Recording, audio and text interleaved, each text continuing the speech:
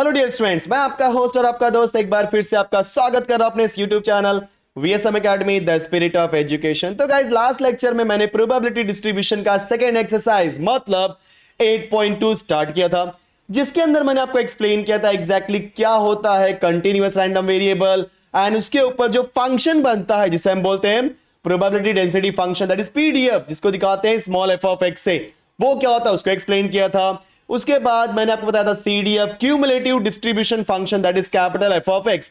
ये सारी चीजें होने के बाद मैंने आपको दो क्वेश्चन भी करवाए थे।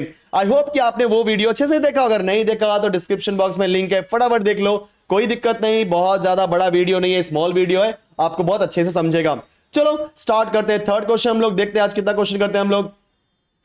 सो क्वेश्चन थर्ड यहां पे क्या दिया है, it is felt that error in measurement of reaction temperature in an experiment is continuous random variable। साफ साफ बोला है बच्चों, क्या यहाँ पे continuous random variable और ये क्या दिया है probability density function। तो सबसे पहले मैं लिखता हूं यहाँ पे f of x।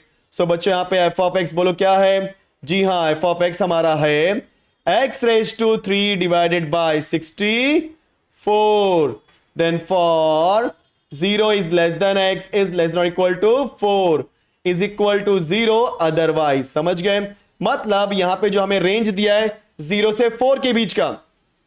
सो 0 से 4 के लिए मेरा फंक्शन क्या है बोलो, x raised to 3 divide by 64 otherwise 0। इसका मीनिंग क्या होता है, जैसे मान लो ये 0 से 4 की वैल्यू है, राइट। अगर 4 के साइड में जाता है, 4 के बाहर जा रहा है, फॉर एग्जाम्पल 5 आ गया, 6 आ गया, 7 आ गया, 8 आ गया एंड सो ऑन, उसके लिए मेरा ये फंक्शन नहीं है। कौन सा, x raised to 3 divide by 64, उसके लिए क्या है अदरवाइज, और अदरवाइज में क्या वैल्यू दिया है 0। क्लियर।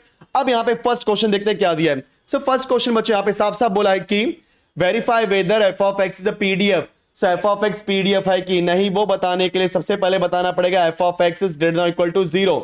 तो बच्चों यस ये है, क्योंकि जो भी आप एक्स के प्लेस पे वैल्यू पुट करोगे, बोलो कौन सी वैल्यू पुट करोगे, 0 से 4 के बीच में कोई भी वैल्यू पुट करोगे, और 0 से 4 के बीच में कोई भी वैल्यू पुट करोगे तो निगेटिव आने वाला ही नहीं है, क्योंकि 0 से 4 के बीच में सारी वैल्यू पॉजिटिव है। तो उसका क्यूब भी क्या होगा, positive, and positive divide by positive, that is all positive. ठीक है। So this f of x is greater equal to 0 for all, मुझे यहां पे फॉर ऑल लिखना पड़ेगा बच्चों। So for all x belongs to real number, जो भी हमारे 0 से 4 के बीच में आएंगे। क्लियर। तो फर्स्ट कंडीशन हो गया हमारा। Second condition, F of x की सारी वैल्यू को ऐड करने थे। तो बच्चों एफ ऑफ एक्स की सारी वैल्यू मतलब मेरे एक्स की कितनी वैल्यू है, 0 से 4, सारी वैल्यू मतलब 0 से लेके 4 तक जितनी भी वैल्यू पुट करो एफ ऑफ एक्स के अंदर, वो सारी वैल्यू को ऐड करो, और ऐड करने पे आंसर क्या आना चाहिए 1।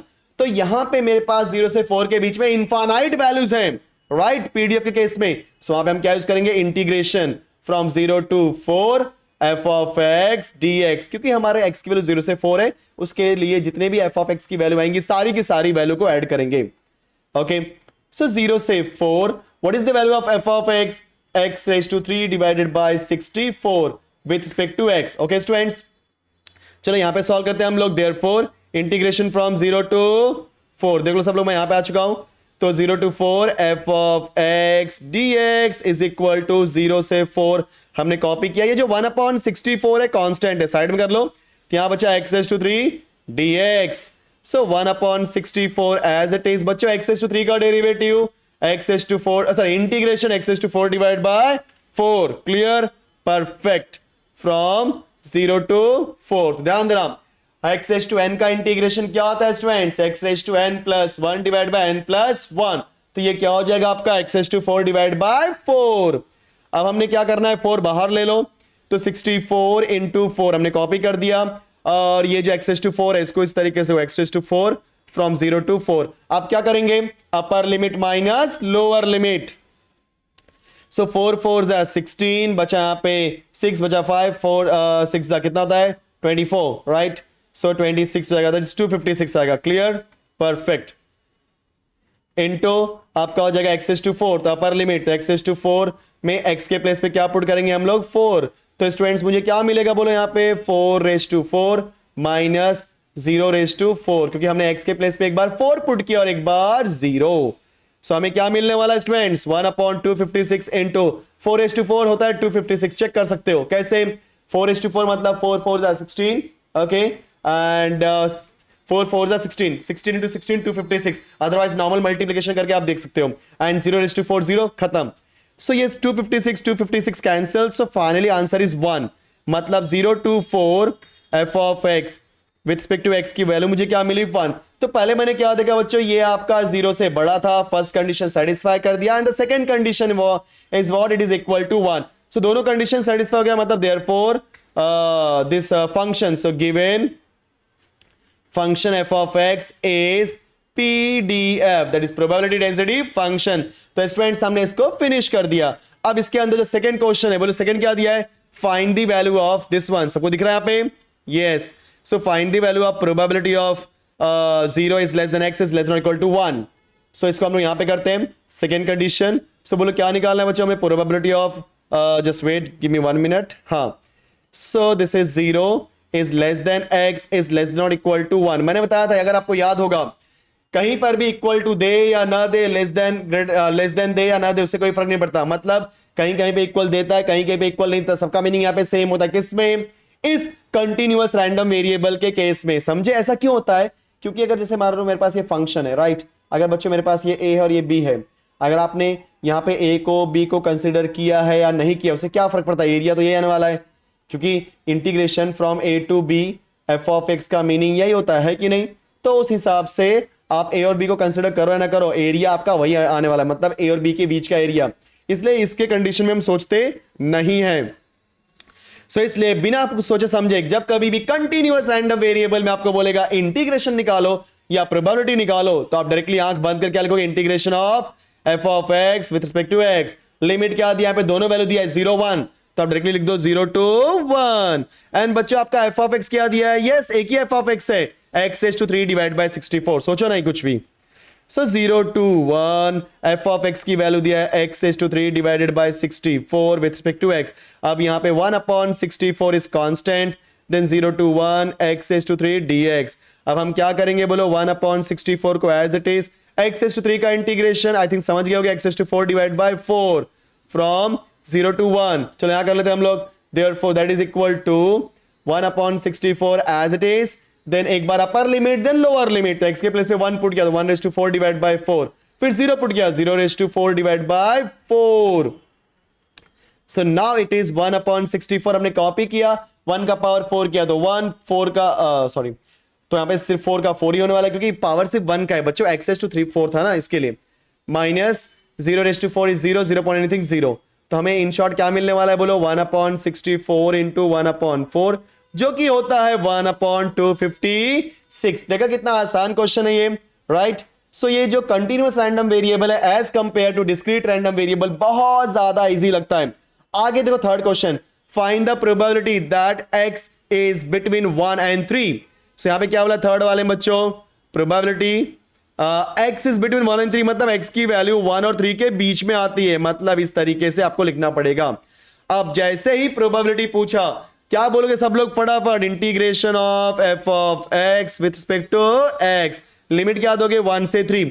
तो बच्चों क्वेश्चन सेम है जैसा हमने यहाँ पे प्रीवियसली किया, ये वाला पार्ट, राइट, जिसमें आपको लिमिट क्या दिया था 0 से 1 का, यहाँ पे लिमिट क्या दिया है 1 से 3 का। क्वेश्चन सेम है एज इट इज है, नॉर्मली आप करते जाओ आपको आंसर आ जाएगा। क्लियर।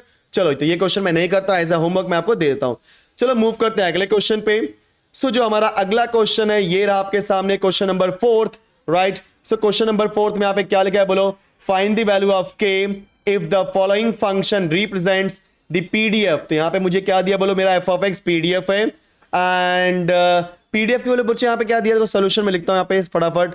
सो मुझे यहाँ पे दिया है f of x is equal to k x, जहां पे मेरे पास रेंज है 0 is less than x is less than 2। हमेशा कंटिन्यूअस रैंडम वेरिएबल में आपके पास जो रेंज दिया होगा उस रेंज को बहुत ध्यान से देख लो। क्लियर। यहाँ पे रेंज क्या दिया बच्चों, 0 is less than x is less than 2, confirm is equal to क्या दिया यहाँ पे, अदरवाइज। नाउ अब यहां पे मुझे क्या बोला है, फाइंड द प्रोबेबिलिटी ऑफ, दो क्वेश्चन बच्चे यहाँ पे, एक फर्स्ट क्वेश्चन यहाँ पे, सेकंड क्वेश्चन यहाँ पे, तो मैं एक ही क्वेश्चन कराऊंगा, बाकी वाला आप खुद से ट्राई करो, ठीक है, कंफ्यूज होने की कोई जरूरत नहीं है। सो मुझे क्या निकालना है, प्रोबेबिलिटी के निकालने के पहले मुझे यहाँ पे k निकालना पड़ेगा।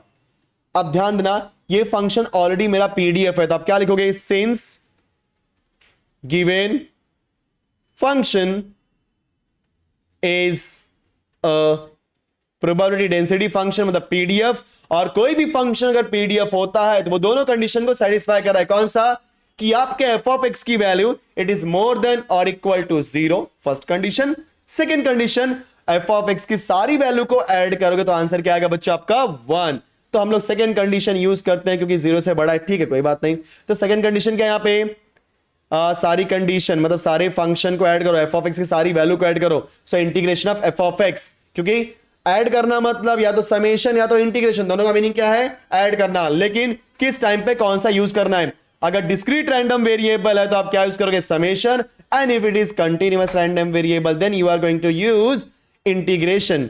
ओके, सो यहां पे हम क्या करेंगे? एफ ऑफ एक्स की सारी वैल्यू को ऐड करेंगे। बच्चों यहां पे जो सारी वैल्यू है वो इस एक्स के लिए एप्लीकेबल है। तो एक्स की वैल्यू कहां से कहां तक जा रही है? 0 से 2, क्योंकि कई लोग बोलेंगे सर सारी वैल्यू मतलब कहां से कहां तक?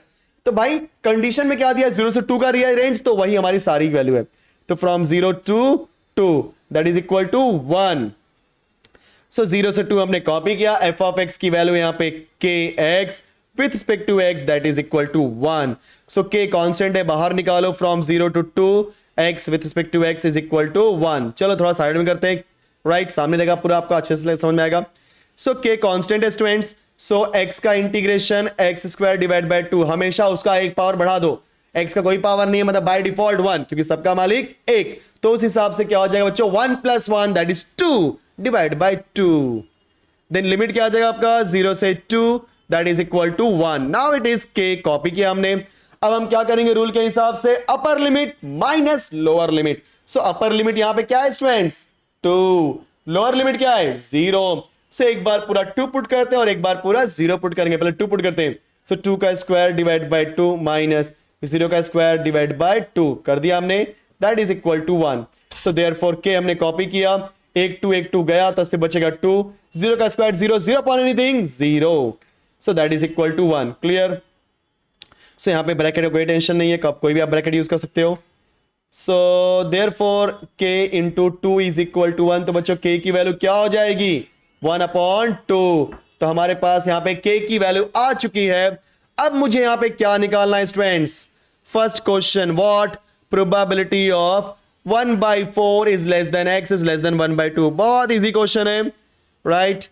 क्योंकि जान रहा जिस क्वेश्चन में आपको दोनों वैल्यू दे दी गई होती है, तो याद रखना दोनों वैल्यू आ गई मतलब उससे आसान क्वेश्चन कोई नहीं हो सकता। समझ रहे हो?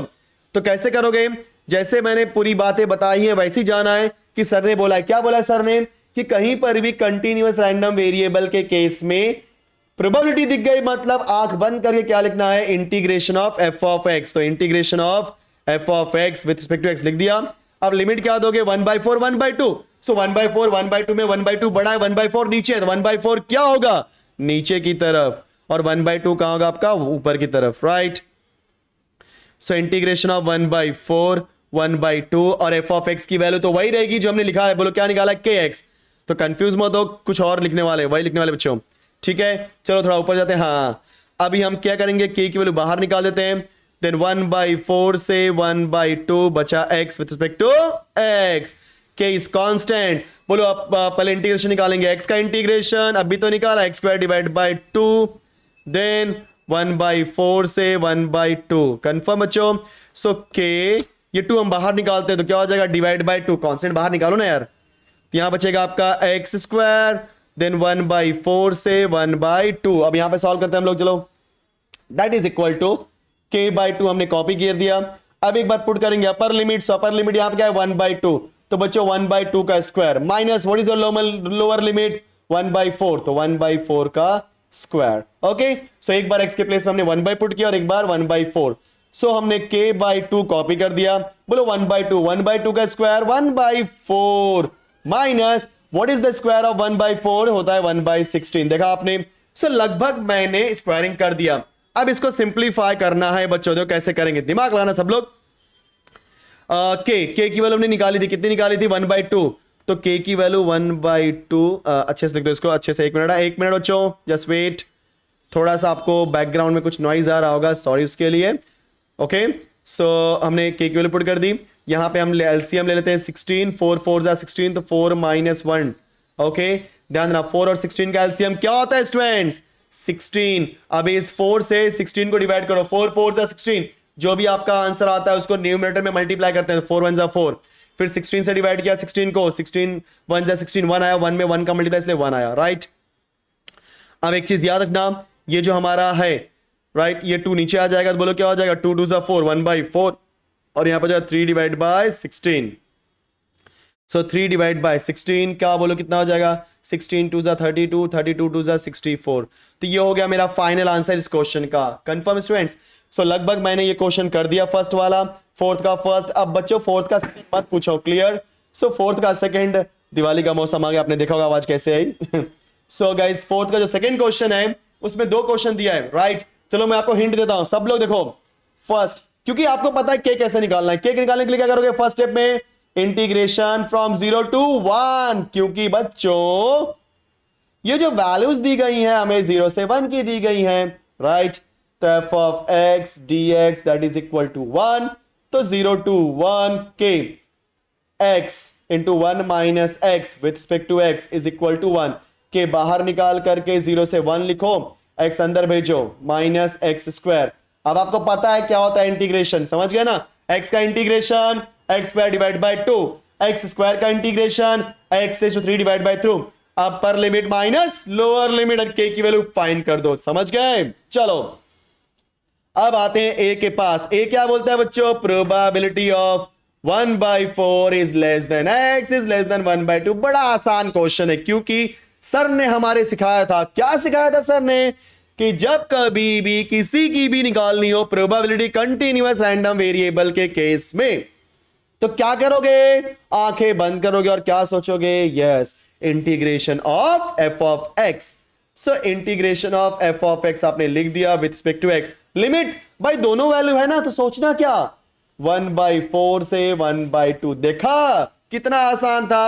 अब आप वही f of x ऊपर से उठाओ, वैल्यू पुट करो, सिंप्लीफाई करो, आपका आंसर आ चुका है, समझ गए?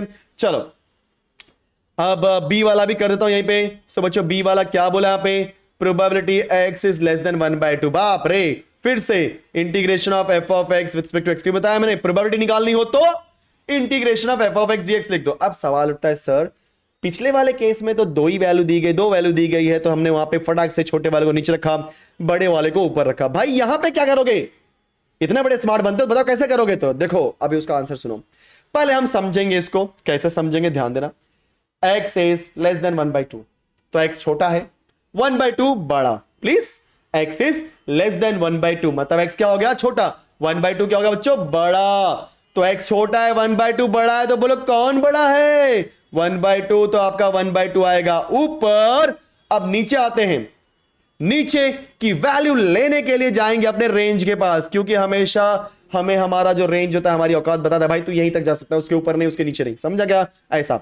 तो हमारा रेंज क्या है, 0 से 1, राइट। हमारा रेंज क्या है, 0 से 1, तो हमने ऊपर का नंबर यहां पे लिख दिया, नीचे का नंबर कैसे लिखोगे, तो 0 से 1 में नीचे का नंबर क्या है, 0, तो यहां पे लिख दो 0, समझ गए? अब आप f of x की वैल्यू क्या पुट करोगे, k into X into 1 minus X, simplify करो, upper limit minus lower limit, और बच्चों आपका ये क्वेश्चन हो गया। प्लीज प्लीज प्लीज मैं आपको बता देना चाहता हूं कि जानबूझ के मैं सारे क्वेश्चन नहीं करता, क्योंकि मैं आपको अपाहिज नहीं बनाना चाहता।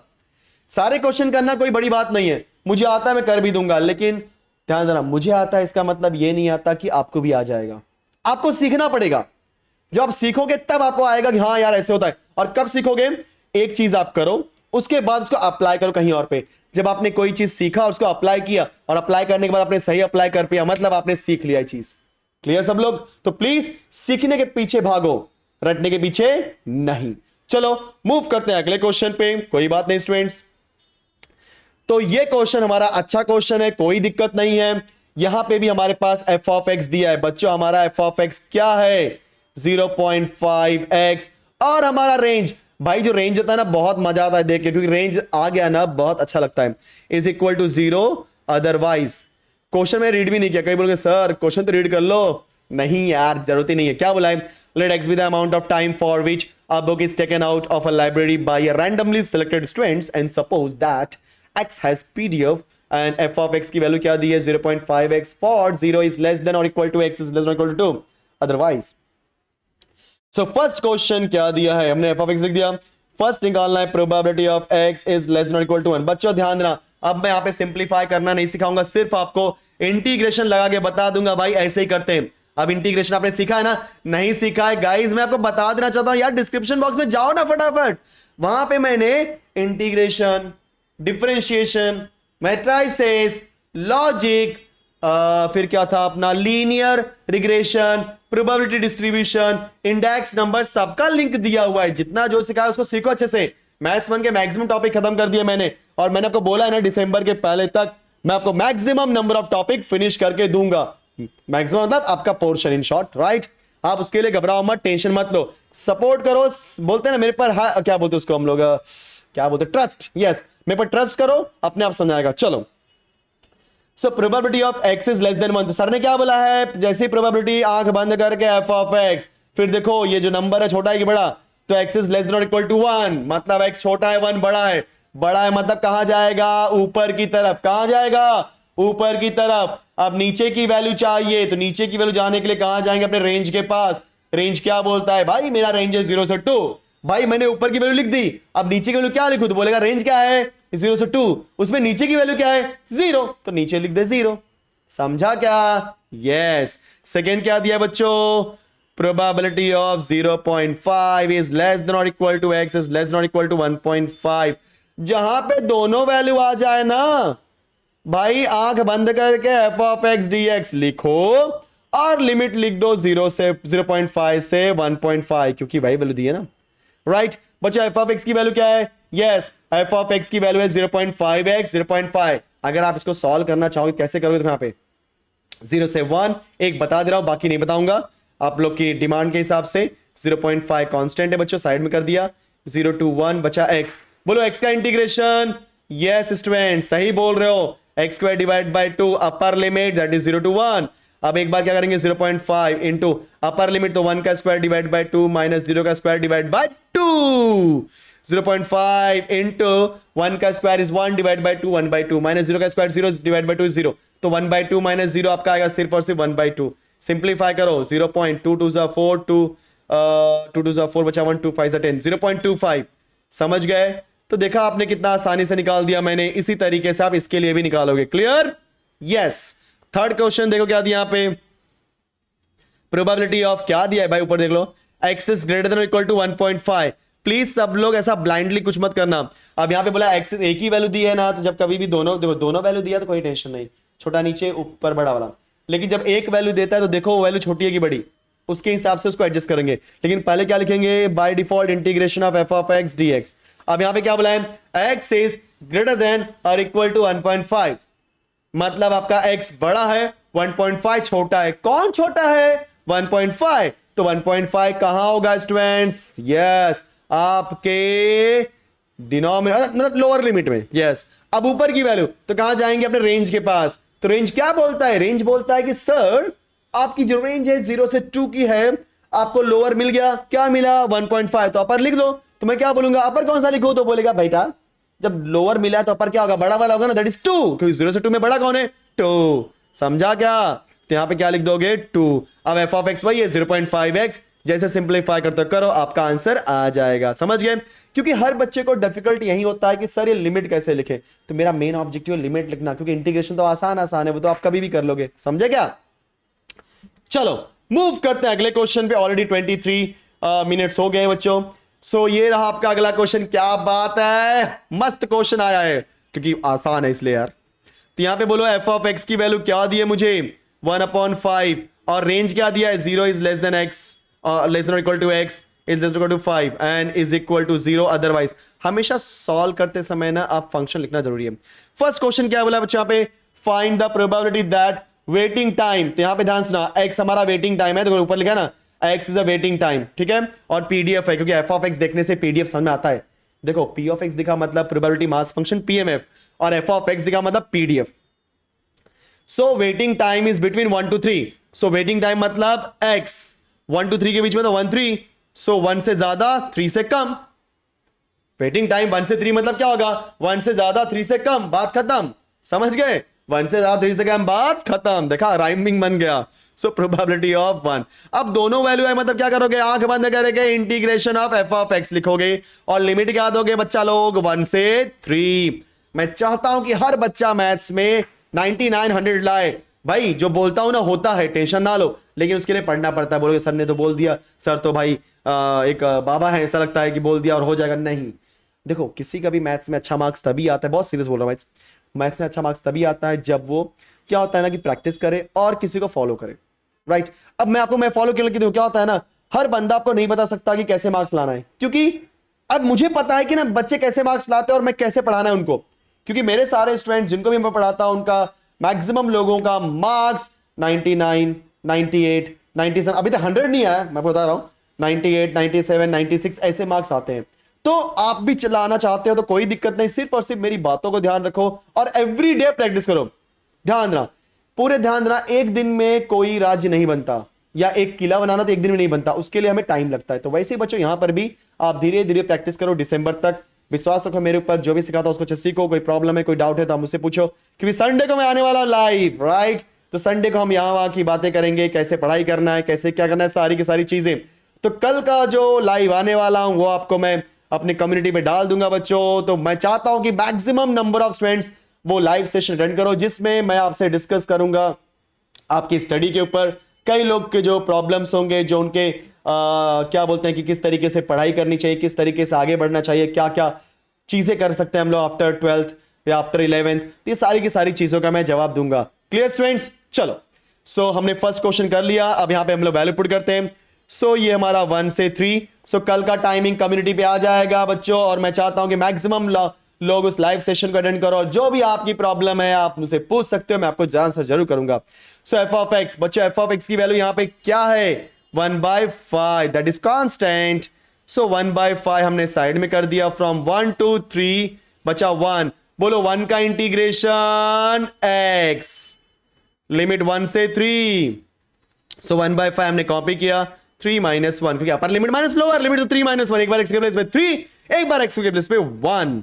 सो that is equal to 1/5, 3 - 1 is 2। सो इन शॉर्ट मेरा आंसर क्या बच्चा आएगा? 2/5। तो ये हो गया मेरा आंसर। क्लियर? ओके, अब आता है हमारा सेकेंड क्वेश्चन। यहां पे देखो सब लोग, सेकेंड में क्या बोला है? Waiting time is more then 4 minutes. So probability that, waiting time मतलब कौन है यहाँ पे? वेटिंग टाइम क्या है आपका? देखो एक्स, एक्स आपका वेटिंग टाइम है ना, तो एक्स की वैल्यू क्या है? 4 से ज्यादा है। Waiting time is more then 4, waiting time मतलब एक्स इज मोर देन 4, तो एक्स इज ग्रेटर देन 4। अब ध्यान से सुनो सब लोग, अगर निकालना है प्रोबेबिलिटी तो by default integration of F of x dx आपको लिखना ही पड़ेगा। अब इसके बाद हम लोग क्या करेंगे, ध्यान से समझना सब लोग। सो एक्स इज ग्रेटर देन 4 मतलब आपका एक्स हो गया बड़ा और 4 हो गया आपका छोटा। छोटा मतलब कहां पे आएगा? डिनोमिनेटर, नीचे की तरफ लोअर लिमिट में। अब आएगा ऊपर की तरफ, तो ऊपर जाएंगे रेंज के पास, और रेंज में बड़ा नंबर कौन है? 5। समझ गए? अब आप 1/5 पुट करोगे, 1/5 बाहर निकालोगे, बचेगा 1। बच्चों मैं देखो ओरली कर रहा हूं, 1/5 यहां पे है, यहां बचा 1, और 1 का इंटीग्रेशन क्या आएगा? x। 1 का इंटीग्रेशन x, 1/5 है यहां पे, इसको ध्यान देना। यहां पे क्या गया? x। अब x के प्लेस पे क्या करोगे? एक बार 5 पुट करो, एक बार 4, तो 5 - 4, क्योंकि upper limit minus lower limit, 5 - 4 is equal to 1, और 1 यहां पे 1/5 पहले से था। सो 1 × 1/5 दैट इज 1/5। देखा आपने ओरली कर लिया, मुझे पता है आप लोगों ने किया आंसर, 1/5 इसका फाइनल आंसर है। समझ गए सब लोग? क्लियर? तो इस तरीके से हमने क्वेश्चन नंबर 6 को फिनिश कर दिया। सो बच्चों ये रहा हमारा क्वेश्चन नंबर 7, और ये क्वेश्चन नंबर 7 भी उसी तरह के, लेकिन थोड़ा सा इसमें एक क्वेश्चन जो थर्ड वाला है थोड़ा सा चेंज है। तो सोल्यूशन में हम लोग पहले यहाँ पे k निकालना पड़ेगा एंड ऑल एवरीथिंग। सो सबसे पहले आप k निकालोगे, k निकालने के लिए ध्यान रहा, मैं आपको हिंट दे रहा बच्चों। सबसे पहले k निकालोगे, k निकालने के लिए क्या बोलोगे? Since given function is pdf, therefore क्या हो जाएगा? Integration of F of x with respect to x is equal to 1। तो जब कभी भी हम समेशन निकालते हैं तो हम लोग क्या करते हैं? पूरा का पूरा फंक्शन यूज करते हैं, मतलब -2 से +2। ओके स्टूडेंट्स, सो यहाँ पे आएगा -2 से +2, एफ ऑफ एक्स की वैल्यू है k into 4 - x² with respect to x, that is equal to 1। क्योंकि फंक्शन हमारा पीडीएफ है, मतलब इक्वल टू 1 आने वाला है। अब इसी का हम यूज करके क्या निकालेंगे? k की वैल्यू। क्वेश्चन रीड करो, आपको मालूम पड़ जाएगा। सो k कांस्टेंट बाहर, -2 से +2, बोलो क्या बचेगा? 4 - x² with respect to x, that is equal to 1। Now integration में हम निकालते हैं 4 का इंटीग्रेशन, k ऐसे ही है बच्चों, 4 का इंटीग्रेशन 4x, क्योंकि 4 बाहर, बचा 1, 1 का integration x, minus X square का integration X raise to 3 divided by 3 -2 से +2 इज इक्वल टू 1। तो के हम ऐसे रखते हैं, एक ब्रैकेट डालते हैं क्योंकि इसके अंदर क्या रखेंगे बच्चों, upper limit minus lower limit that is equal to 1। So upper मतलब एक बार पूरे एक्स के प्लेस पे 2 पुट करेंगे तो क्या आएगा 4 इंटू 2 -2 का क्यूब डिवाइड बाय 3। फिर बार -2 करेंगे बच्चों 4 इंटू -2 -2 का क्यूब डिवाइड बाय 3। सो हमने के कॉपी किया, बोलो 4 2 जा 8 -2 का cube is 8 divide by 3 minus 4 2 जा -8 हो जाएगा, क्लियर। और यहां पे माइनस कॉपी किया, -2 का क्यूब इज -8 क्योंकि माइनस का क्यूब माइनस था, डिवाइड बाय 3, ठीक है। चलो is equal to 1। So therefore k हमने कॉपी किया बच्चों, एंड नाउ 8 -8 बाय 3, देखो माइनस साइन को अंदर भेज रहे हैं हम लोग, तो ये माइनस यहां पे आएगा और यहां पे भी आएगा, बोलो क्या हो जाएगा माइनस माइनस प्लस, ओके। सो +8 देन माइनस इंटू माइनस, देखो सब लोग यहां पे कर्सर देखो मेरा बच्चा, यहां पे माइनस और ये माइनस का मल्टीप्लाई प्लस किया, plus into minus is minus, overall मेरा आंसर क्या आने वाला है, यहाँ पे माइनस आने वाला है, that is 8/3 is equal to 1।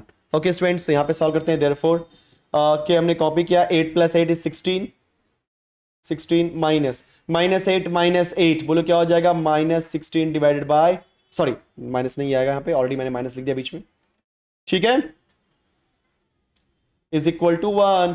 अभी ध्यान दो यहाँ पे के कॉपी किया हमने, यहाँ पे 3 6 जा 18 बराबर ना, बचेगा 1, 3 1 जा 3, 3 + 1 4, तो 48 -16 divided by 3 is equal to 1। So k हमने कॉपी किया स्टूडेंट्स, क्या आएगा 8 - 6 इज 2, 4 - 1 इज 32 आएगा, बराबर ना, perfect, divide by 3। So 32 divide by 3 equal to 1। अब हम के यहीं पे रखते हैं, 32 डिवाइड बाय 3 को भेजेंगे राइट हैंड साइड में, सो 1 इंटू एनीथिंग वही आने वाला है, दैट इज 3 डिवाइड बाय 32। हमने के की वैल्यू निकाल ली, ओके। सो के की वैल्यू निकालने के बाद अब हमारा फर्स्ट पार्ट क्या आने वाला है स्टूडेंट्स, हमें निकालना है probability of x is greater than 0। अब वो सब मैं नहीं निकाल के दिखाऊंगा। So probability of x is greater than 0 मतलब क्या होगा, integration of F of x with respect to x. यहां पे 0 आपका छोटा क्योंकि एक्स इज ग्रेटर देन 0 मतलब एक्स बड़ा 0 छोटा, तो 0 कहां आएगा नीचे की तरफ। अब ऊपर की वैल्यू लिखेंगे जहां जाएंगे रेंज के पास, रेंज में मेरा क्या है बच्चों -2 से +2, तो ऊपर की वैल्यू क्या है +2, तो यहां पे क्या लिखेंगे +2, ठीक है। सेकेंड क्वेश्चन क्या दिया यहां पे, probability of -1 to +1। So probability of -1 is less than x is less then +1, यहां पे दोनों वैल्यू दिए ना यार, फटाफट करो यार, क्या इजी क्वेश्चन देते हैं लोग, इतना इजी देंगे तो आप लोग तो 100 में से 200 निकाल लोगे है कि नहीं, यस। हाँ आया ना थर्ड क्वेश्चन, देखो थर्ड क्वेश्चन क्या है, probability of x is less then -0.5, probability of x is less then -0.5, और देखो यहां पे दोनों वैल्यू दिए बट बीच में और दिया है, समझो x is greater then 0.5, x is greater then 0.5, clear. तो यहां पे क्या दिया बच्चों, x इज लेस देन -0.5 और x इज ग्रेटर देन 0.5, तो यहां पे और बोल दिया मतलब क्या हो जाएगा, probability of x is less then -0.5 plus probability of x is greater then 0.5। देखा कंफ्यूज होने की कोई जरूरत नहीं, और मतलब प्लस होता है। अब दोनों को सेपरेटली सॉल्व करेंगे, तो दोनों का प्रोबेबिलिटी मतलब दोनों के लिए integration of f of x with respect to x plus integration of f of x with respect to x। ध्यान ना f ऑफ x के लिए जो आपको f ऑफ x दिया है वही हर जगह यूज करना है, ठीक है, चेंज नहीं होने वाला है, क्लियर। तो पहले वाले में बात करेंगे लिमिट के बारे में। सो पहले वाले में x इज लेस देन -0.5 मतलब -0.5 बड़ा है, तो क्या आएगा -0.5 ऊपर। अब उससे छोटी वैल्यू देखते हैं, तो अब बोलो छोटी वैल्यू यहां पे क्या है -2 है ना, तो -2 लिख दो, यहां पे क्या लिख दिया मैंने -2, ओके। यहां पे क्या बच्चे बोला है x इज ग्रेटर देन 0.5 मतलब 0.5 छोटा x बड़ा है, तो 0.5 छोटा है मतलब 0.5 आएगा नीचे, और ऊपर की तरफ लिखेंगे बड़ी वैल्यू, तो रेंज में -2 और +2 में बड़ी वैल्यू कौन है 2 है, तो यहां पे क्या लिख दिया 2, ठीक है स्टूडेंट्स। सो दोनों को इंडिविजुअली सॉल्व करो और देखो आपका क्या आंसर आता है। सो स्टूडेंट्स आई होप का आपको इतना अच्छे समझ में आ गया है, कोई बात नहीं, आज हम इतना ही करते हैं, बाकी के जो 3 से 4 क्वेश्चन उसके अंदर हम लोग CDF निकालने वाले हैं, तो CDF आज नहीं निकालूंगा, पहले आप ये पूरा का पूरा PDF और प्रोबेबिलिटी का कॉन्सेप्ट सीख लो, एक बार ये आपको अच्छे से आ गया मतलब आगे टेंशन खत्म। तो बच्चों फटाफट इस वीडियो को लाइक करो, क्योंकि मुझे पता है आपको वीडियो पसंद आएगा, भाई एनर्जी के साथ पढ़ा रहा हूं और पूरा कॉन्सेप्ट सिखा रहा हूं, सो जहां तक मुझे लगता है कि भाई देखो, मैं अपनी तारीफ नहीं करूंगा, इतना याद रखना। सो अगर आपको समझ में आ रहा है मतलब अच्छा तो लग ही रहा होगा। और अच्छा क्यों लगा? कि मैं अच्छा पढ़ा रहा हूं ना यार, है कि नहीं? और ध्यान देना, मैं अच्छा पढ़ा रहा हूं खराब पढ़ा रहा हूं ये हमेशा आपके ऊपर डिपेंड करता है। अगर आपने बहुत ध्यान से सीखा, अच्छे से सीखा, मतलब मैं अच्छा पढ़ा रहा हूं, राइट। या फॉर एग्जाम्पल आपने अच्छे से नहीं सीखा तो फिर किसका लॉस होगा? जो आपका ही लॉस होने वाला है। इसलिए मैं चाहता हूं कि आपका लॉस किसी भी तरीके से ना हो, क्योंकि जब फ्रीली मैं आपको सिखा रहा हूं हर चीज, राइट, क्लियर। सो आपको सीखने में क्या दिक्कत है? क्लियर। आप किसी पेड क्लास में जाओगे, वहां पे आपको नो डाउट जो भी अमाउंट आप पे करोगे, लेकिन मैं आपको फ्रीली सिखा रहा हूं, नो डाउट यहाँ पे सारे क्वेश्चन नहीं करा रहा हूं, लेकिन वो सारे क्वेश्चन क्यों नहीं करा रहा हूं? क्योंकि आप भी प्रैक्टिस करो स्टूडेंट्स, ठीक है। सो मिलते हैं नेक्स्ट वीडियो में। Thank you so much guys and bye bye students.